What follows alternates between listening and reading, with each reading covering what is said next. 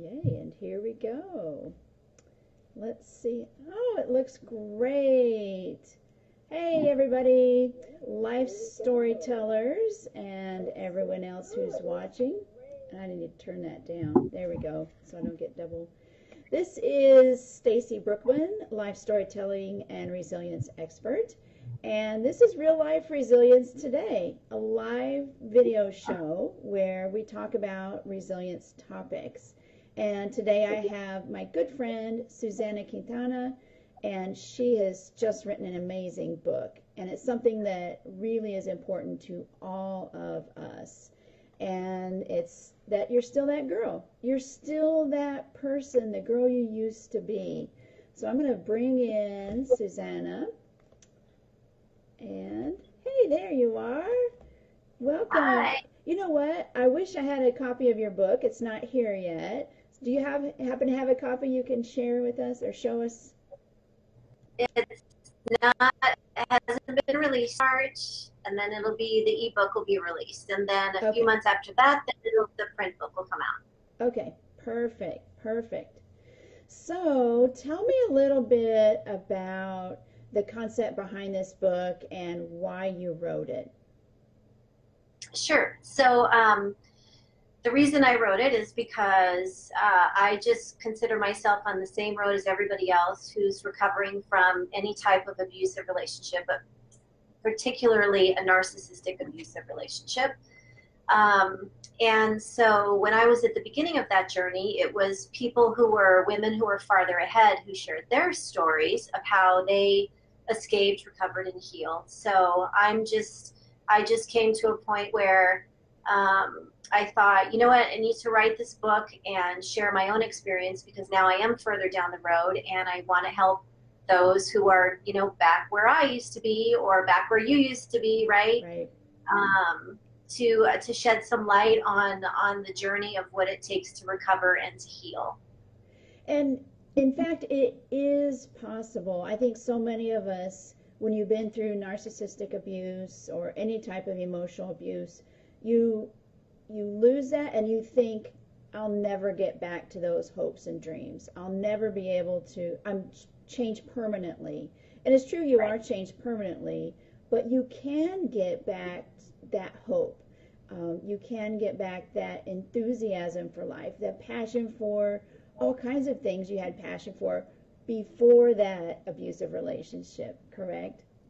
Absolutely. And the reason that recovering and healing from narcissistic abuse is such a difficult process is because, first of all, it's not linear, and we don't start at point A, meaning that most victims of narcissists don't even know that they're victims of abuse until they've escaped. Yeah. And they're looking back over what happened, right? So like in my case, that was what happened in my case. And so I didn't even realize I was in the darkness until I came into the light and I looked back on the darkness. And so part of that, especially like the first few months and going into that first year, but especially those first few months, basically what you're doing is you're coming out of a fog, right? And you're trying to figure things out, and you don't, you look in the mirror and you don't recognize who that woman in the mirror is staring back at you, and you think, well, how do I find her again? How do I find myself again? What happened to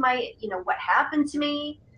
It's just this huge journey of self-discovery, and sort of like, going through the fog and clearing it out of the way so you can, see clearly and assess things. And yeah, it's a very, it can be a very chaotic, especially beginning to the journey of healing and recovering. Yeah.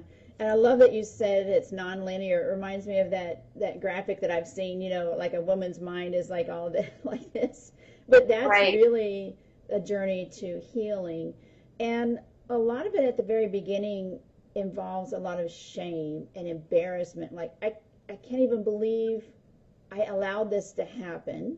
I can't believe I've been in this. Now that you recognize what it was, you're like, oh my gosh, I accepted that.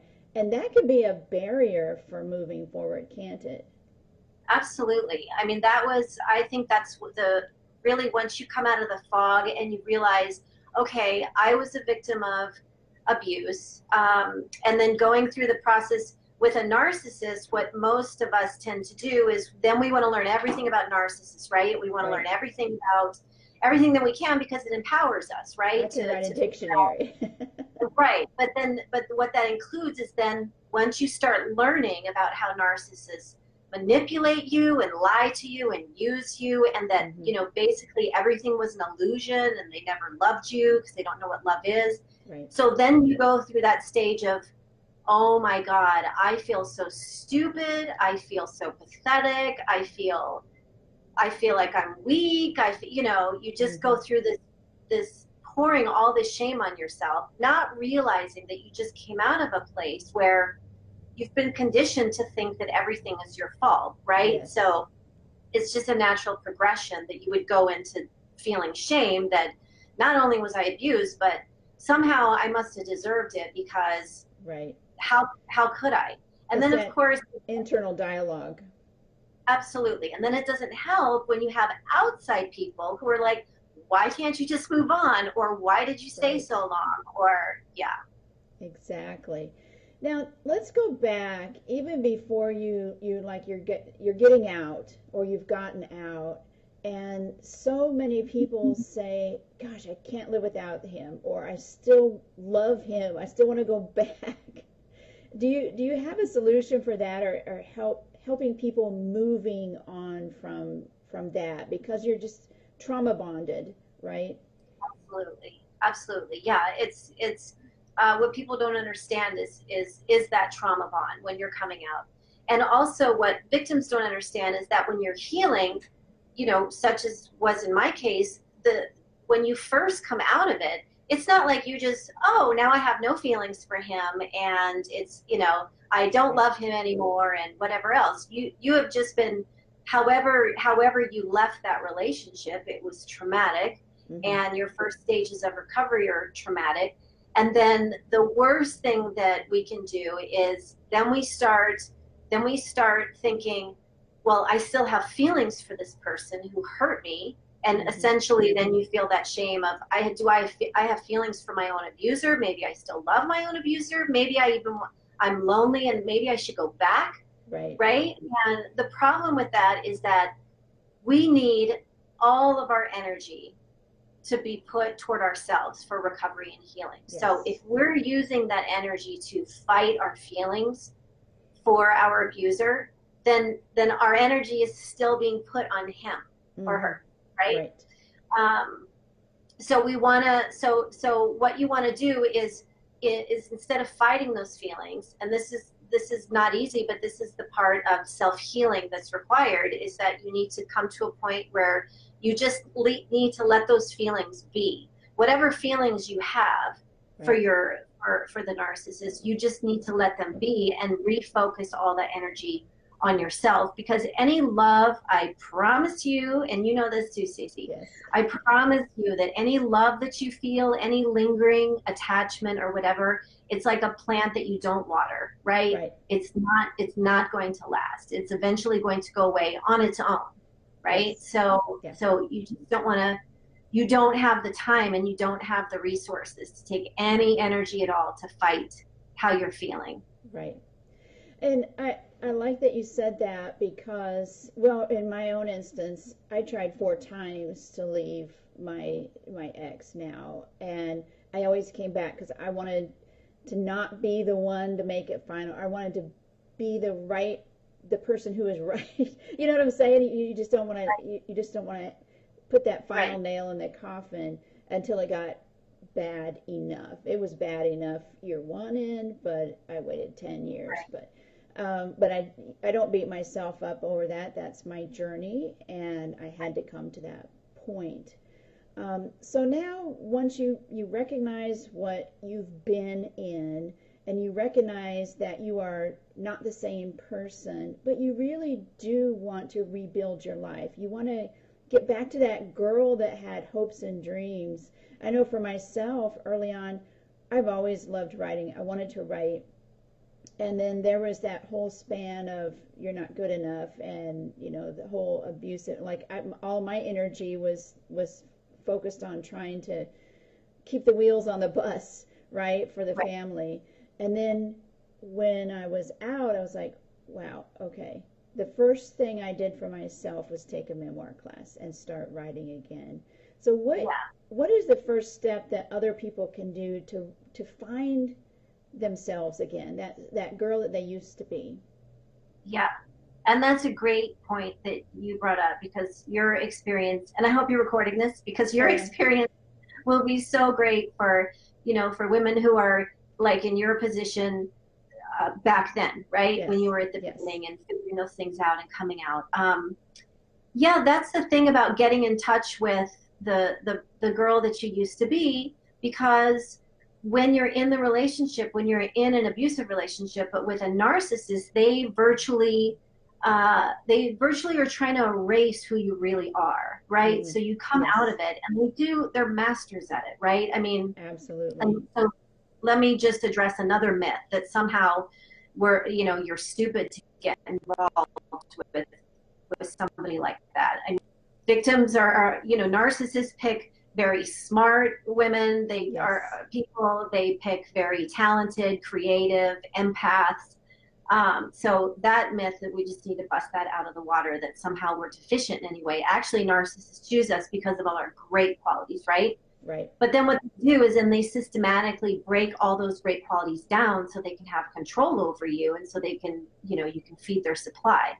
Right. So the problem is, and it doesn't matter how long you've been in a relationship with a narcissist, whether it's a couple of years, whether it's 10 years, whether it's 20, it doesn't matter, because the cycle of basically tearing you down, where in the beginning they were building you up, right? Mm-hmm.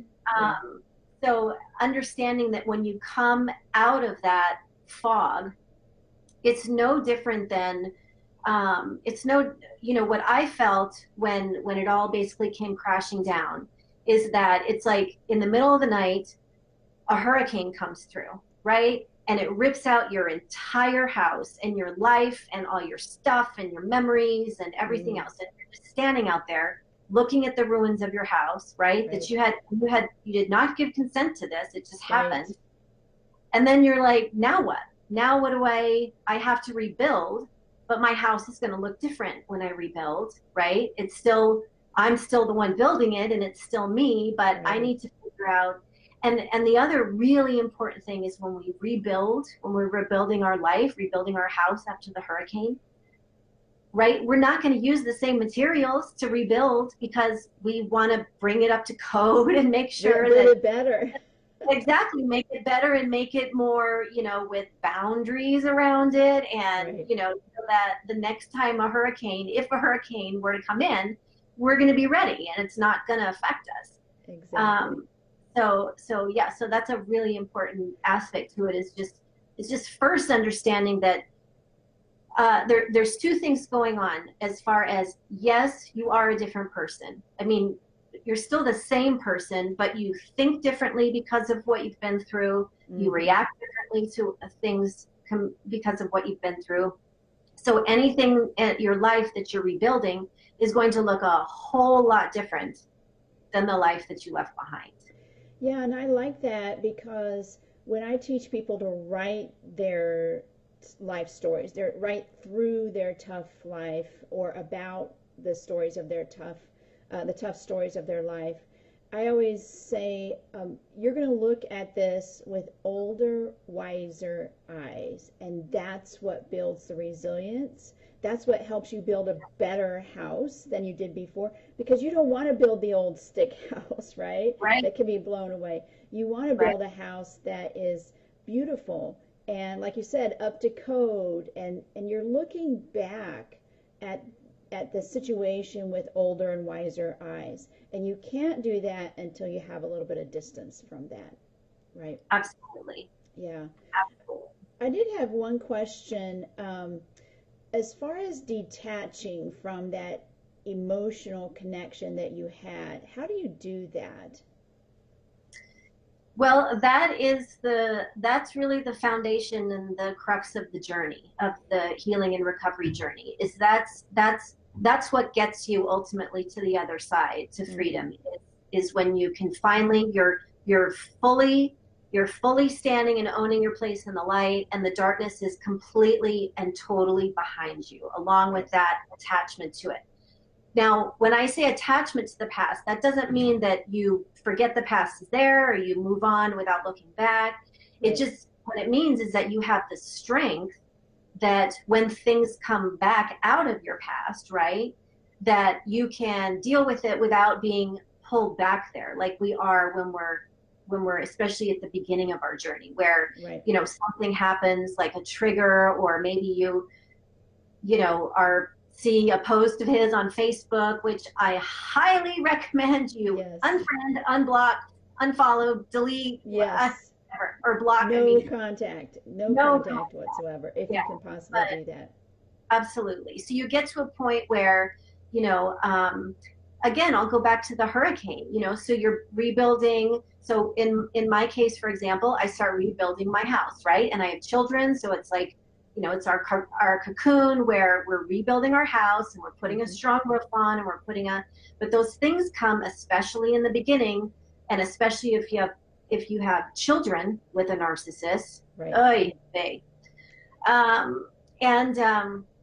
and so things come out of the past, or things that you currently have to deal with, or maybe while you're going through the divorce process, right? And you have to have contact, or all those things that what they do is they come in and they may, you know, take out your fence that you just rebuilt, or they may take out a tree and so you have to, or take out some shingles off your roof, you know what I mean? So then you spend the days afterwards, okay, I'm going to clean up this little mess, and we're going to get back to rebuilding the house. And, you know, but that's what the beginning journey is because of that emotional detachment. And of course you have an emotional attachment, you know, to the one who hurt you, because as you're going through the healing process, you have to look back on all those difficult aspects to it. And you have to, there's no other way than to feel the pain that you felt in the past, and then bring it to life again. And you have to move through it. If you want to get through it, if you want to come out on the other side totally healed, you have to go through it. And just know there is joy. I mean, I can't even describe the amazing life you can build on the other side. That joy, the thrill of being your own person again is there's just no words for it. And everybody listening to this, everybody who has gone through this type of emotional abuse, there is that joy on the other side. No matter what you've gone through, there is total joy on the other side. Oh, absolutely. And it's so hard to even think that when you're at the beginning of the journey. Very hard.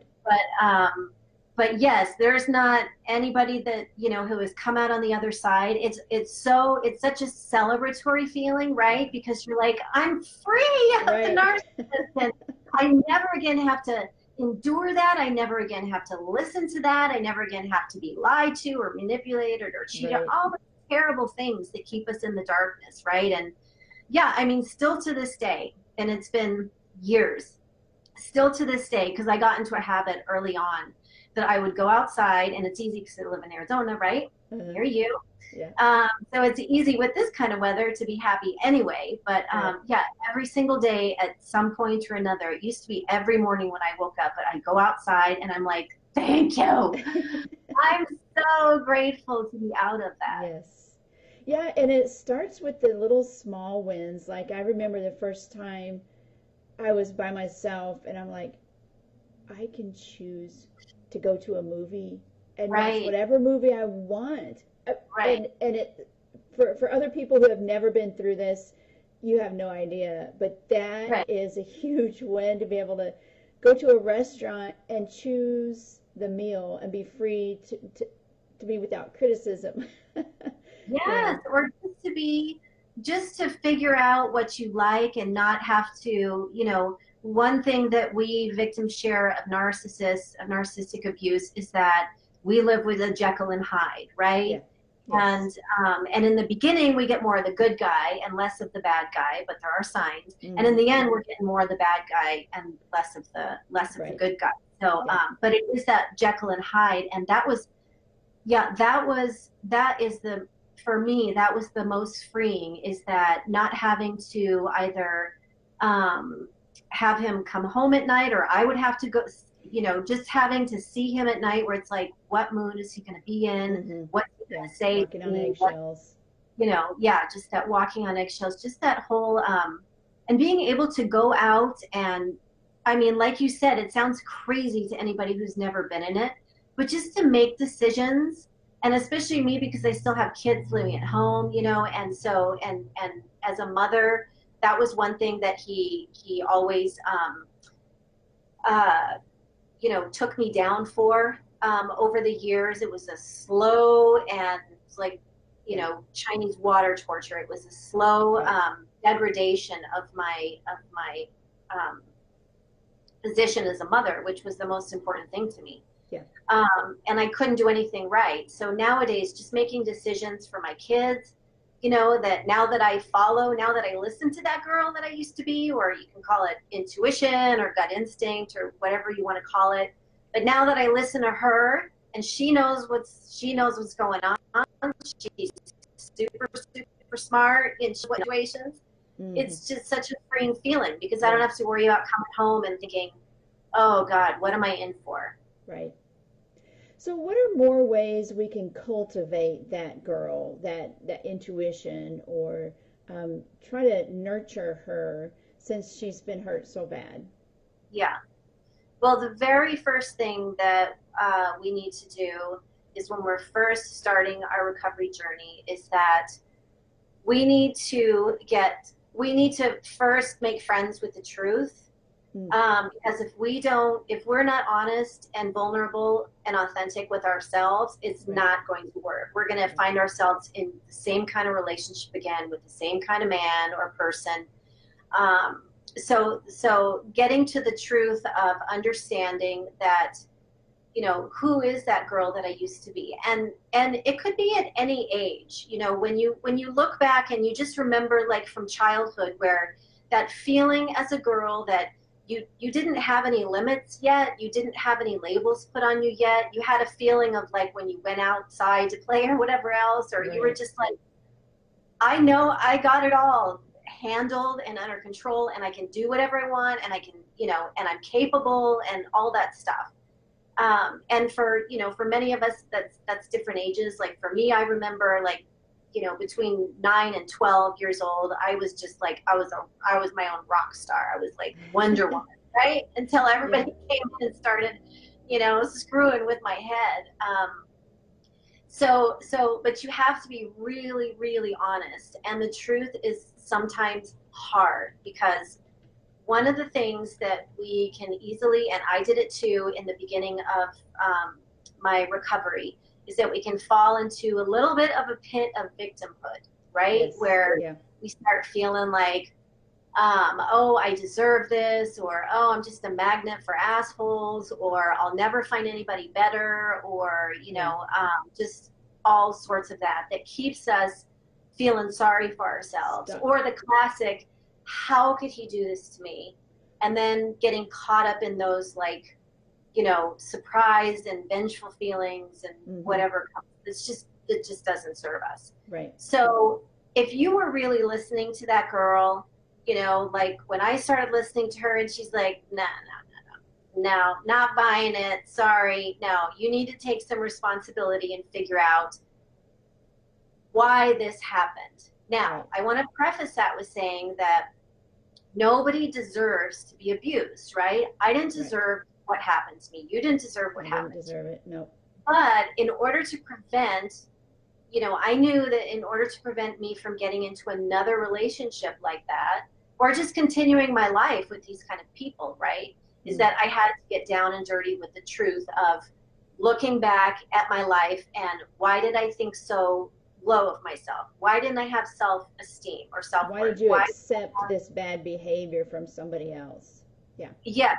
Yes. And even why, you know, because narcissists are masters at the beginning of love bombing you to such an extent that, you know, and we women are raised on the fantasies of, oh, my Prince Charming's going to come in and sweep me up and take me away on a horse, right? And that's what narcissists do.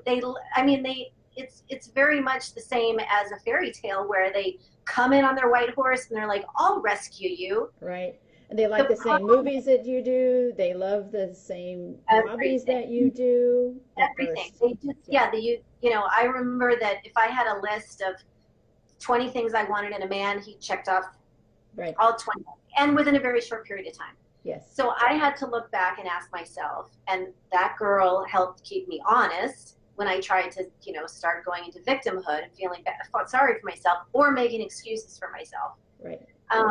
And I need to look back and say, why was I so desperate, right, for somebody to sweep me off my feet like that? Because narcissists move very quickly in the relationship in the beginning, because the mask is eventually going to fall off, and they want you hook, line, and sinker in, you know, in love with them, so that before that mask does start slipping off. So, yeah. And it's that vulnerability that you're accepting of all that beautiful thing first, and then you just let some things slide. When that mask starts slipping, you're like, oh, it must be me. And that's the key. No, it's not you. That's when you start thinking, oh, it must have been something that I've done, or, you know, maybe I didn't love him enough, or maybe I didn't cook the dinner right, or maybe I, you know, and maybe part of it is we never accepted at that time that we can make mistakes, and it's okay. And I think that's another thing that we have to relearn once we're out.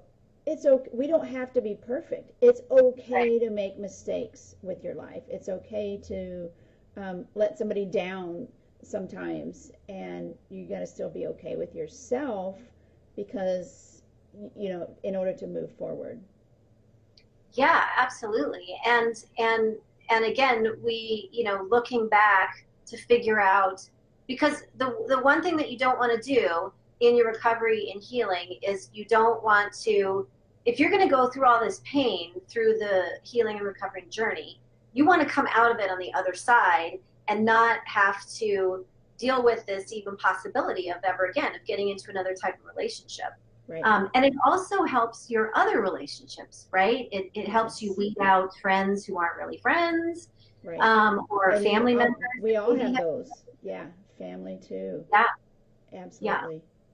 So going back to that little girl that was, you said 9 to 12, and what would she do? Reminds me of a podcast I just listened to on Thursday. Jordan Harbinger interviewed Todd Herman, and Todd Herman has a new book out called The Alter Ego Effect, The Power of Secret Identities to Transform Your Life. And so he has something like when he puts on glasses, even though he doesn't need glasses, he has this alter ego that says, I can be a powerful speaker, I can be a powerful person. So I wonder if there's something to that, maybe thinking back, okay, when was I at my most powerful? And putting on that persona for a little bit, taking it for a test drive, and being that confident person. Or maybe it is an alter ego of Wonder Woman, that you know, I'm Wonder Woman today, and just kind of putting that on mentally. Is there anything like that you've connected with or thought through? Well, this whole idea of getting back in touch with the girl that you used to be is very much, you know, basically we're resurrecting her, because when we get into these types of abusive relationships, we are virtually taking her and telling her, you know what, you're going to go over there and sit in the corner. I don't want to hear from you. I want you to be quiet. I don't want to, you know, because I got this great thing going on over here and I don't want you to screw it up. Right. So you need to go be quiet. And so we make her go sit in the corner, and then she ends up sitting there. Like in my case, she was quiet for decades, right? And it's, you know, over the years, I would hear her like, you know, it's your gut instinct, like, oh my God, something's really, really wrong, and you don't know what it is because you've silenced her. So it is very much the same of resurrecting her so that she can help you, give you the clarity, the perspective. And also I want to point out that we get so consumed on the me, right? That I feel ashamed, I feel guilty. Why did I do this? Right. And what's great about getting back in touch with the girl you used to be is she's really good at perspective, right? So she helped me when I would look back, and this is not about blame. When we look back, when we look back on, let's say, our family, how our father treated us or our mother was to us or whatever those things, or, you know, whatever the relationship is that you're looking back on, we're not looking back so that we can blame anybody. It's not about that. It's we're looking back to see, okay, this is where I got the idea that I wasn't worthy anymore, or this is what I, you know, part of my, a huge part of my rediscovery of who I was that I realized that, you know, I had we did not have an extended family. So it was just me, my brother, my mom, and my dad. I mean, that was who I was around all the time. And as a child, you don't understand that whatever is being modeled in your home is not perhaps what's happening everywhere else, right? You think that that's the norm, right? However your parents are, you think that that's the norm. You don't know what's happening in the rest of, you know, in the rest of the neighborhood. So I realized that, you know, the relationship that my parents were modeling, because my, you know, father was emotionally and verbally abusive, and he was the boss, and, you know, my mom never got to speak and never got to him, and it was just this model set up for me of men were in control and in power, and women were just lucky if they got a seat at the table, but they needed to be quiet. And they weren't allowed to express themselves, especially you can't be angry, you can't be mean, right? You just have to be a good girl and put up with it. So when I looked back at that girl I used to be, she's like, duh, that's why you ended up with the men you did, right? And that's why you stayed so long, because this, you know, I hadn't even realized that this is how I've been conditioned to think. Yeah. And I always say, look back with curiosity. You said don't look back with blame, and absolutely you don't want to look back with blame, but have that air of curiosity. I wonder what happened in my life that caused me to say I shouldn't be heard. I should not voice my opinion. That's one of the first things when I took that memoir class. Love that set me on this amazing healing journey. But when I took that memoir class and we were looking back at our life themes, my life theme was never raising my hand. I didn't raise it when I was in kindergarten, grade school, high school, young adult, you know, it just, that was my theme, and it started back in childhood, that I didn't stand up for myself, that I didn't voice my voice. Even in class, I was so embarrassed to even speak up or answer a question. That started somewhere, and that caused long-lasting effects as an adult. And so you just look back with curiosity, not judgmental, but curious. I'm just curious. What happened? Let me think about that. Right. And that's really important because, you know, looking back at our past, right, when we're looking at our mothers and our fathers, and that's a touchy place, right? Because we're like, we're raised, I don't want to say anything bad about anybody, and what, you know, but you remove, this isn't about blame or shame. This isn't a game, right?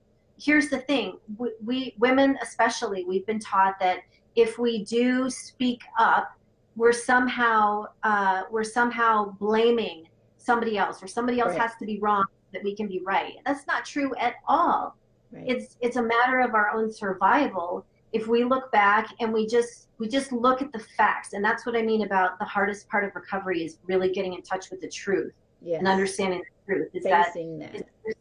Yes, facing the truth and looking back. And, you know, when I recognize these things of my parents, for example, of their dynamic in our family, whatever that was modeled for me, it wasn't about me saying, oh, you're a terrible parent, or it had nothing to do with that. It was just, I look at it like, you know, pretend you're a scientist, right? And you have to write a paper of, why am I so screwed up? Right? Why do I do this with men? Why do I not say no? Why do I not stand up for myself? Why do I think I'm not good enough? Or on and on and on that list. So just like a scientist, you go back, you examine the facts, and it's putting pieces of the puzzle into place, right? Where you're like, oh, now that makes knowledge like is power. When you looked back and you realize, I have never raised my hand, and then you go back and you're like, why is that? You know, but you're not you're not blaming yourself for that. You're not No. blaming anybody else for that. It just is what it is. Right. But you need to figure out why, so that you don't, And so that you because when you start raising. recognize it, you can change it. You can just change, Exactly. like I did. Okay, my life theme, I don't like that, not raising my hand. Because even though I was out of that relationship or in the middle of long getting out of that relationship, I Yeah. was still in that mindset. But Mhm. when you look back and you recognize that, you can change that. And I Absolutely. love that.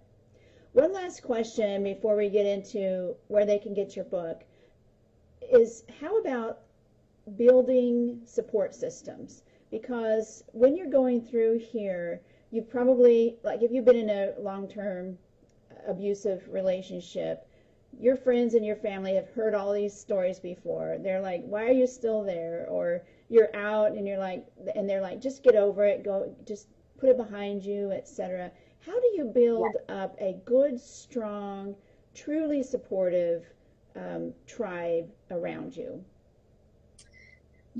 There's this is how you do it, is you don't go from here to whatever relationships you had with family, friends, and everybody else in while you're in the darkness, and then all of a sudden try to reestablish all those relationships, or Mm-hmm. take those that are toxic, trying to squeeze them into your new life, right? Right. There needs to be a period, and this is why women return to their abuser an average of 7 times, right? Mm. Because there needs to be a period where it is just you. You Yes. need to learn how to you need to learn how to function on your own, to believe in yourself on your own. You need to give yourself the compliments and give yourself the strength, and Right. look in the mirror and tell yourself, hey, you've got this, you know what I mean? And Yeah. be your own best friend. You've got to have that time in between where you're not reaching out to everybody else for, because I love that. at that time you're still trying to figure out um, who's really here for me and who's really not, because that's part of the fog of coming out from a narcissistic abuse, is that you realize, I mean, I lost my who I thought were my two best friends in the process, because you realize that when you're coming out of it, it's like, wait a second, there's all these people over here, sometimes even family members. Right. I had to deal with that with my own father, that it's like you're squeezing out right into this new life. Let's say you're going into your cocoon, and if you got kids, you take your kids in there with you, but it's Right. just you and your kids, or just you in that cocoon. You can't try to squeeze these people in who are toxic to you or in any way inhibiting your journey, right?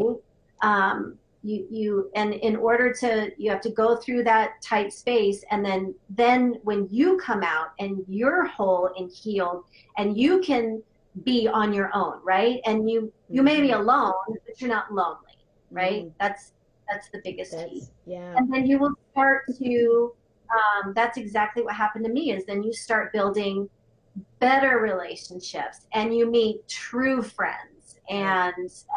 and you learn how to weed those people out that maybe are destructive, or and the people that you really need to leave behind you are the Mm-hmm. ones that they're not overt, meaning that they're not just they're the hidden ones, usually in the Right. form of friends who maybe Yeah. can't get off the fence, who say things to you like, well, let me play devil's advocate, or maybe stick up for your ex, or maybe ask you, why Right. aren't you moving on? Or these are the people that, yeah, you need to know, they need to be squeezed back and leave them behind in your rearview mirror. Yeah, I had never heard of it put that way, but that's so true. That's a crucial step because you are forming your new self, right? Yeah, And you need to form that without judgment from other people and without trying to please other people. And if you're, right, typical um, emotional abuse victim, I don't like to say that word, but victim, you're a people pleaser and you're going to try to right, please your friends, please your family, but you do have to focus on yourself while you're forming your new self. And then, right. and there's a process of grieving in here too, right? Absolutely. Because you're not only leaving your, relationship, that abusive relationship, you may be leaving. I know almost everybody who goes through something like this have friends who they, like you did, thought they were great friends and went to the other side, or siding with you. Like they have no idea what really went on, or they don't believe it, or they're just unhealthy for you. But you still grieve, and it's okay to grieve that the loss Absolutely. of those relationships. Absolutely. And this is during the time. This is why it's so necessary for you to be doing this alone. And I don't mean like go, move off somewhere for 6 months. And I don't mean that kind of alone. I just mean when you're going through the process of there's just part of this that you have to do on your own, so that you can get to that point where you can recognize, so when you do come out of, you emerge from the cocoon, right? Then it's like, and that's on the other side, then you can recognize right away who's there for you, who's not there for you. You know what I mean? Because it's all about you, because you spent so life that you didn't deserve, being stripped of who you are, having joy taken away from you, having your spirit beaten down, having all these terrible things, just living in this darkness and feeling, just being beaten down emotionally. And, I call it, I used to put myself in an emotional coma, where you just get up in the morning and think, I just need to get through the day, right? Can't think about tomorrow or next year. I just got to get through the day, right? So this is a horrible way to live. So you deserve, anybody who's been through this deserves to come out into the light, like where you are now, where I am now, and to experience the life that you've always dreamed of and that you deserve. Yeah. And to be confident. I never thought I would be able to be confident in myself, ever. I'm like, living as a confident person. That wasn't me throughout my whole adulthood. And now I'm totally confident. I love who I am. I love what I'm building. I love what I do. And everybody listening to this, everybody who has been through emotional abuse can get to that point. I love that. All right, so tell us where they can find this amazing book, You're Still That Girl. Yeah, so there is, it is on Amazon for pre-order, but you don't have to do that, because I would love to offer anybody listening to this or even to the recording a free copy of the ebook once it comes out. Like I said, it's coming out in March. Awesome. So just right here on Facebook. And if you haven't already sent me a friend request, you can also do that as well, because I have a great community of women, all sorts of, women who, people who are on one section of the journey or another, but a lot of great survivors and warriors. And so feel free to send me a friend request. But if you want a free copy, just send me a private message, and I'll put you on the list. So generous. Thank you so much. One thing I did want to note, I first came across, Suzanna, I can't remember how it was, but I came across your website, and you are the most amazingly poignant writer. You have a way of pinpointing exactly what emotional abuse is. You have a way, I just love how you write. So this book, I know, is incredibly well written. It's going to be an enjoyable read, and you might recognize yourself in there. So thank you so much for bringing this to life. I know it's like a birth of sorts when you bring out a book, but I really appreciate it. Yeah, thank you, Stacy, for everything that you do. Yeah, you're welcome. The best. And so Suzanna is at SuzannaQuintana.com. You can also, after this, we'll put the links to her website and the book, etc., in the comments below. So, all right. Thank you all. We'll check back here next week, and we are going to have more shows like this. It'll either be me or me and a guest. If you would like me to address any particular topic around writing to heal, emotional abuse, anything like that, put those in the comments. I'd love to know that, and we'll see if we can use that in a future show. All right. Bye for now.